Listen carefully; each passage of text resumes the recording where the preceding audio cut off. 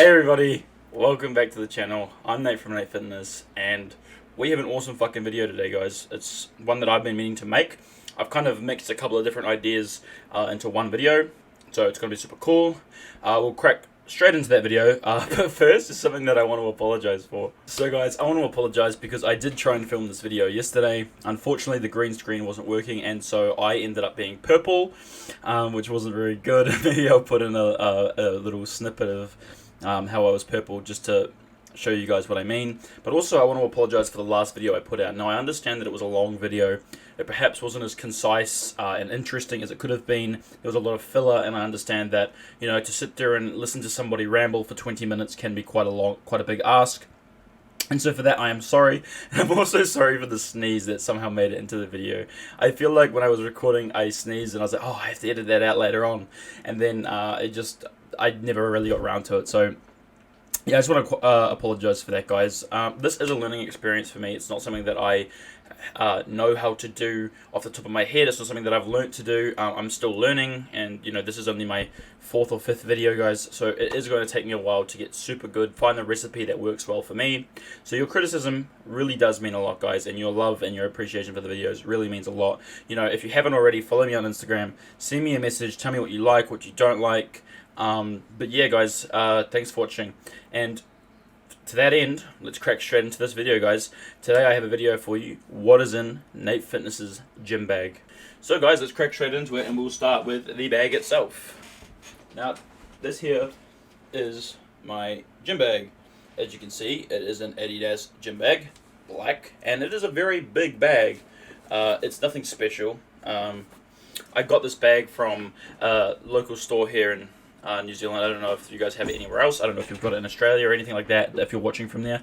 But basically, it's just a sports store. It's called Rebel Sports. Now, I got this bag for around 60 NZ dollars, so it's not by any means an expensive bag. There was a cheaper variant, however, it was smaller. I can't remember the exact size difference between this bag and the other one. This one here is bigger, and the reason why I decided to go for the bigger bag, guys, is actually because, you know, when you've got a lot of things that you're taking to the gym, or rather the things that you are taking are quite large, it's important to have a bigger bag. And also, guys, you have to remember that as you get better at the gym, or rather you get more experienced, you may end up taking more stuff to the gym. So that to that end, you might end up taking more sleeves, knee wraps, food for whatever reason. You know, a lot of people like to, I myself have been known to take gummy bears or you know, fast-acting carbs to the gym for a myriad of reasons. But yeah, having a bigger bag comes in handy to have a bigger bag than, you know, need extra space and not have that space.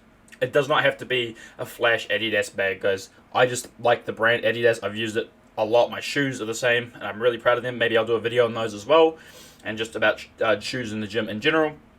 But yeah, guys, let's crack straight into what we've got in the actual bag itself. So guys, the first thing I'm going to talk about that's in my gym bag, and these aren't going to come very well on the green screen, they're not going to show up the best, is these wrist wraps. Now, these are just wrist wraps that I got from Supplement Solutions. It's a New Zealand supplement store. Shout out to them if you're watching, anyone from Supplement Solutions. They're really, really good. Now, the reasons for using wristbands, there is a myriad of reasons.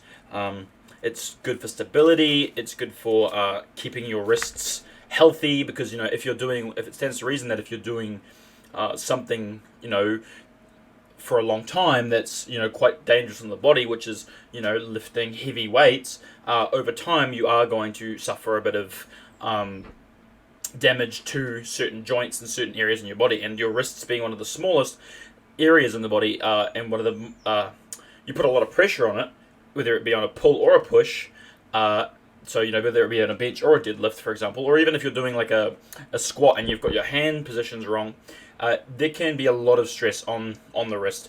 And so having wrist wraps can really help to take that pressure off and stabilize your wrist. So instead of being like this, oh, hold on guys, instead of being like this or like that, you know, your wrist stays nice and firm. You draw all the power out of your forearm in a nice straight line, and it just keeps it nice and safe and in a you know, nice position to not end up getting hurt. As far as these wrist wraps, they're nothing super fancy, nothing super special. Like I say, I got them for around 20 bucks from Supplement Solutions. They've got a little thumb wrap. However, if you are in competition setting, you may not be able to use the thumb wrap as a thumb wrap. You might have to hold it with your pinky like this and then wrap it around as you would. Shout out Richard from Ascension Gym for that tip in one of his videos that he did. But yeah, guys, that's the wrist wraps that I use, and I've just got one set of these wrist wraps. I may end up buying some new wrist wraps down the line, but thus far, these are the wrist wraps that I have been using. I don't use them every time I do a bench press or a chest day or anything like that, only when I feel like I need them. They're not something that I would become reliant on, guys, because when you are in an IPF setting or in some other settings, it depends on the comp, but some comps won't allow wrist wraps, and if they do, you'll have to be very careful about the ones that you do have, okay, to make sure that they're approved. Now, guys, the next thing we have in the gym bag is gym towels, guys. Gym towels, okay? Not gym towel, gym towels, okay? You want to make sure you have multiple gym towels, okay? I would say the bare minimum for me is 3. And the reason why is because most gyms that are worth their salt will not let you work out if you do not have a sweat towel. The reason this is important, guys, is because you do not want to be sitting next to someone or on a bench with someone dripping fucking sweat. You know, they look like they're on meth, see my last video, and they're just going absolutely crazy. You know, the fucking sweat's flying off. It's like a fucking sprinkler, just going fucking crazy. You don't want to be that guy. You don't want to be next to that guy, so guys, make sure you have sweat towels. There is no necessary size limit on how big or how small they have to be. That being said, guys, don't go and bring some fucking, 7 feet by 7 feet fucking, square cubic meter fucking towel like you're going to the beach or something. You're there to work out. As such, I've actually got a couple of towels that I got given to me that's upside down, super cool, as gifts with purchases from some supplements and stuff. See, that's something small. It's not too big that it is, going to be annoying and, block a lot of the floor, but it's not so small that it is useless. You just kind of dab your sweat off, whether it be on your face or, wherever else. That being said, guys, don't be afraid to fucking armpit sweat that shit. Nobody wants to be near someone who is sweating profusely and refuses to use a towel. Take towels, guys, and multiple towels at that. You never know. Maybe one day you would have taken it out to wash and forgotten to put it back in, the towel that you mainly use. And so you get to the gym. Oh, do you have a gym towel? Oh, fuck. Yeah, I do, because I have 3. Come on, guys. Gym towels. Important. Moving on from those gym towels, guys, we have a spare pre-workout. Now, this is just a cheap pre-workout. Not to say that it is a bad pre-workout. As you can see, it's just kind of whatever this brand is. I got like 3 of these for like no shit, $20 all up. Very cheap. 250 grams of caffeine anhydrous. So they don't have any dimalate or anything like that. So they may crash you quite heavy. 250 milligrams of, did I say grams or milligrams earlier? It's 250 milligrams of caffeine anhydrous, guys. It may end up crashing you a little bit. The pump complex is alright. There's not too much stuff, and it's hard to say whether some of it is even, that important. So you've got things like, your black pepper extract, cocoa seed extract, all that kind of stuff, Redalia, all of that kind of stuff, presumably to increase blood flow, pump to muscles, all that kind of stuff, vasorestriction, all that kind of shit. None of it really matters that much to me because it is a spare pre-workout. I barely use it. However, sometimes you may forget to take your pre before you go. You may think that you had it in your car. You may think that you had it in your bag or whatever else. And so you get to the gym and you realize, oh, hey, I haven't had my pre. I don't have my pre that I usually take on me. But I have the spare pre that I had just in case. So, guys, it may be worth just buying a cheap little pre. It does not have to be, some $70 backup pre. Just a cheap pre can do the trick. Have it in your bag. You may never even use it, but having it there, if you're big in the gym, can be a big boon. But yeah, guys, I happen to just take this little spare pre with me. And you never know, maybe if you're working out with other people and they forget their pre, you've got some on hand for them as well, guys. It's all about, give and take and being there for your gym bros at the same time, guys. So yeah, I always carry a spare pre in my gym bag. Now this is going to be a short little segment because I don't actually have one in my gym bag at the moment because it is inside, the one that I use.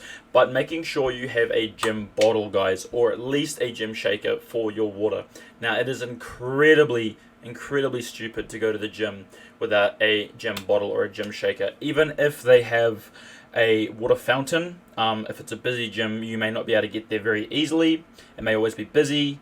You might feel a little bit of pressure when you're there drinking because there's people behind you, so you don't actually drink as much water as you maybe would have needed, and so you leave.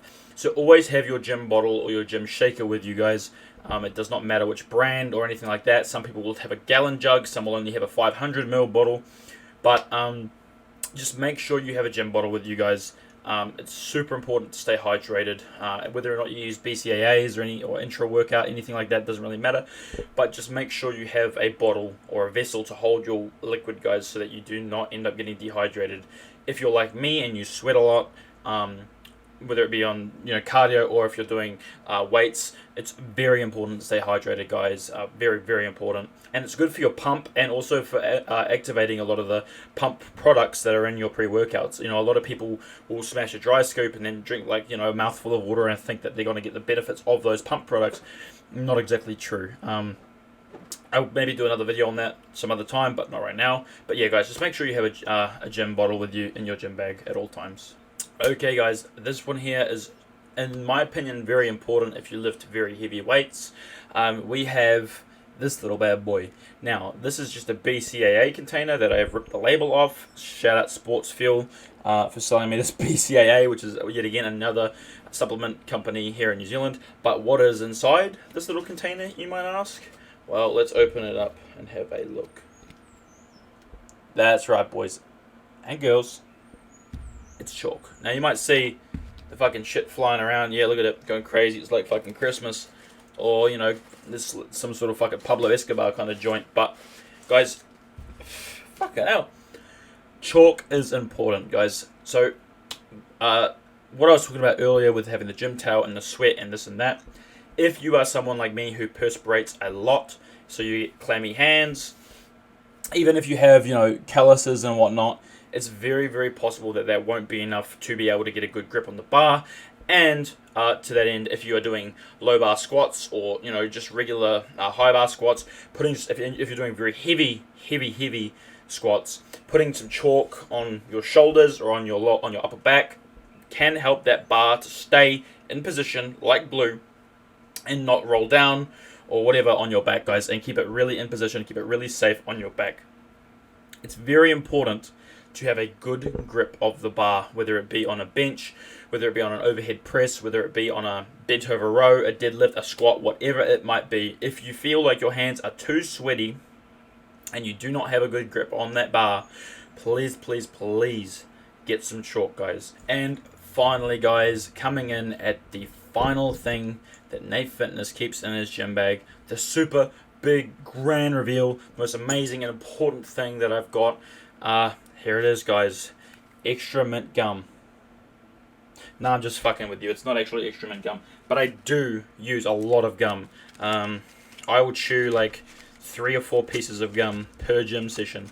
Extra Wrigley's. If you're watching this video, sponsor me. But no, the actual fucking thing, guys, is my custom made Anvil TD Nate Fitness weightlifting belt, guys. Look how fucking sexy that is. If that doesn't make you cream, I don't know what will. Look at that. And can you guess what's on the inside, guys? Oh, sheesh. That was fucking heavy, guys. What a fucking sexy belt. If that doesn't make you cream, I don't know what will. So anyway, this is my custom made leather weightlifting belt from Anvil Training Development, or Anvil TD. They're an Australian based company. Shout out to them if they're watching this video. And this here is a 13mm IPF approved weightlifting belt in suede leather. So if I bring it close to the camera, you will see that it is indeed suede leather. You can get it in regular leather, however I personally don't like the feel of regular leather.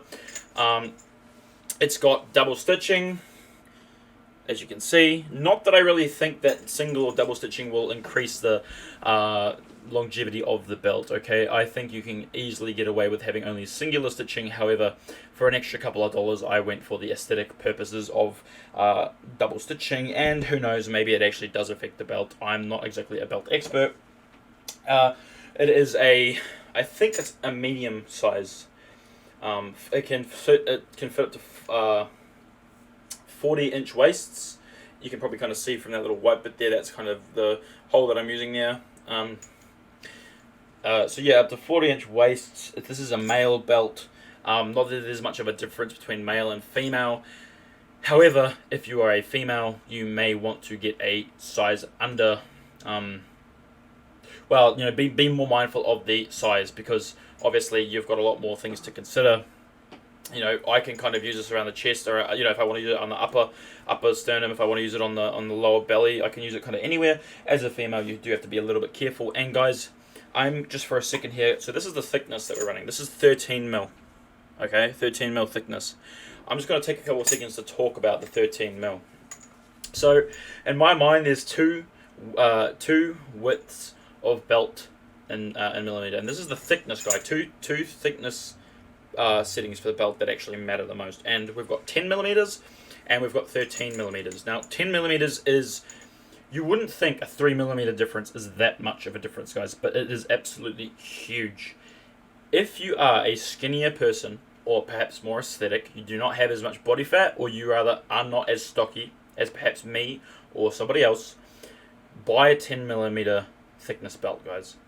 Because if you are skinnier and you buy a belt like this, super thick motherfucker, you will feel it dig into your chest, and you will feel it dig into your back. You will feel it dig in everywhere. It is extremely uncomfortable if you are a skinnier person. If you are bigger, buy a 13 millimeter. You will enjoy the extra stiffness of the belt, the extra sturdiness of the belt, and the extra thickness won't matter so much because you have extra padding that kind of stops it from digging into your bones or into your muscles and really being a bit of a hindrance. Anything under 10 mil, perhaps I wouldn't recommend. If you are a female powerlifter, it could be interesting to get something that's under 10 millimeters. If you are a male, though, I would say 10 millimeter to 13 millimeter. Now, those are, I believe 13 millimeters is the highest thickness that IPF approves. Obviously, too thick, and it's going to be not approved by IPF, so you may not be able to use it as a competition belt. This belt here is 13 millimeters and is IPF approved. However, some independent kind of comps may not have approval for 13 millimeter belts, so it could be a good idea to get a 10 millimeter or a 13 millimeter. And that's just my discussion on belt thickness. Moving on to the actual buckle of the belt, you can see it is just a single prong, classic style, stainless steel in black. There are belts that are lever belts. I'm sure you've seen them. I'm sure you've used them. I have used them myself. You know, unlever it, it'll fall off. Lever it up, it'll stay on. These are really good belts, those lever belts. However, I personally don't like them that much. Not for any given reason per se. They're just not my thing. I prefer a belt like this one here with the just traditional buckle. As you can see, this is a same width along the entire belt, guys. So some belts you will see will have kind of a really wide back, and then the front is, oh, you can actually see my green screen, and let's see if that'll come back. It may not come back. That's not ideal, guys.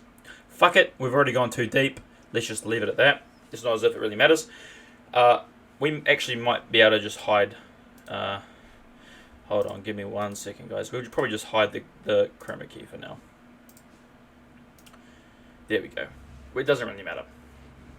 And we can probably move, or rather make ourselves a little bit smaller just to get...